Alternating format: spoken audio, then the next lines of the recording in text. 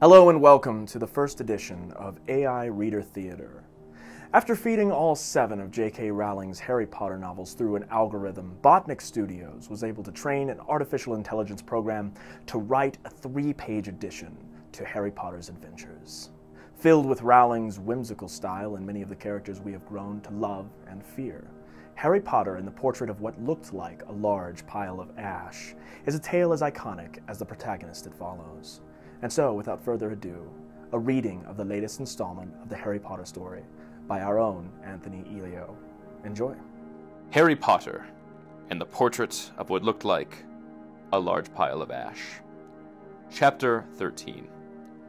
The Handsome One. The castle grounds snarled with a wave of magically magnified wind. The sky outside was a great black ceiling, which was full of blood. The only sounds drifting from Hagrid's hut were the disdainful shrieks of his own furniture. Magic. It was something that Harry Potter thought was very good. Leathery sheets of rain lashed at Harry's ghost as he walked across the grounds toward the castle. Ron was standing there and doing a kind of frenzied tap dance. He saw Harry and immediately began to eat Hermione's family. Ron's Ron shirt was just as bad as Ron himself. "If you two can't clump happily, I'm going to get aggressive," confessed the reasonable Hermione. "What about Ron magic?" offered Ron. To Harry, Ron was a loud, slow, and soft bird. Harry did not like to think about birds. "Death Eaters are on top of the castle," Ron bleated, quivering. Ron was going to be spiders. He just was. He wasn't proud of that, but it was going to be hard to not have spiders all over his body, after all is said and done. "Look," said Hermione. "Obviously there are loads of Death Eaters in the castle. Let's listen in on their meetings." The 3 complete friends zapped onto the landing, outside the door, to the castle roof. They almost legged it, but witches are not climbing. Ron looked at the doorknob and then looked at Hermione with searing pain. "I think it's closed," he noticed. "Locked," said Mr. Staircase, the shabby robed ghost. They looked at the door, screaming about how closed it was, and asking it to be replaced with a small orb. "The password was beef women," Hermione cried. Harry, Ron, and Hermione quietly stood behind a circle of Death Eaters who looked bad. "I think it's okay if you like me," said one Death Eater. "Thank you very much," replied the other. The first Death Eater confidently leaned forward to plant a kiss on his cheek.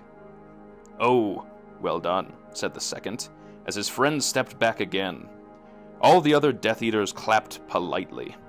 Then they all took a few minutes to go over the plan to get rid of Harry's magic. Harry could tell that Voldemort was standing right behind him. He felt a great overreaction. Harry tore his eyes from his head and threw them into the forest. Voldemort raised his eyebrows at Harry, who could not see anything at the moment. "Voldemort, you're a very bad and mean wizard," Harry savagely said. Hermione nodded encouragingly.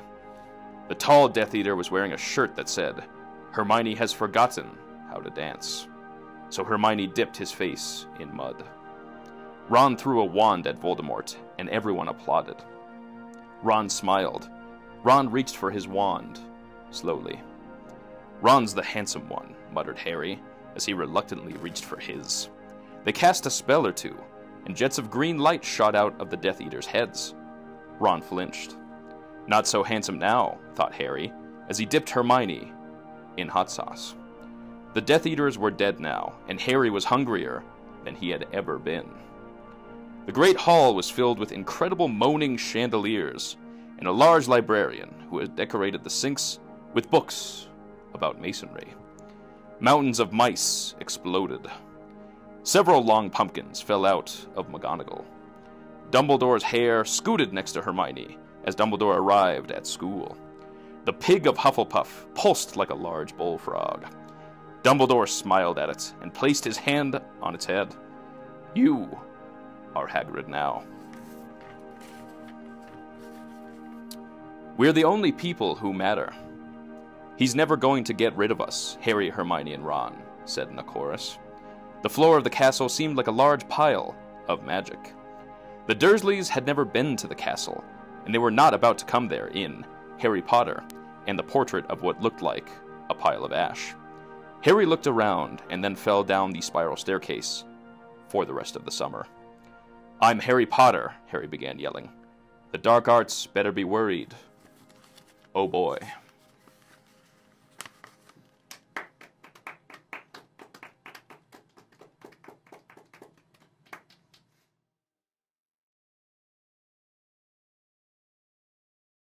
Hey YouTubers, thanks for watching our video, but views alone doth butter no parsnips. So please go and subscribe to our channel for more Innovation in Tech Today content.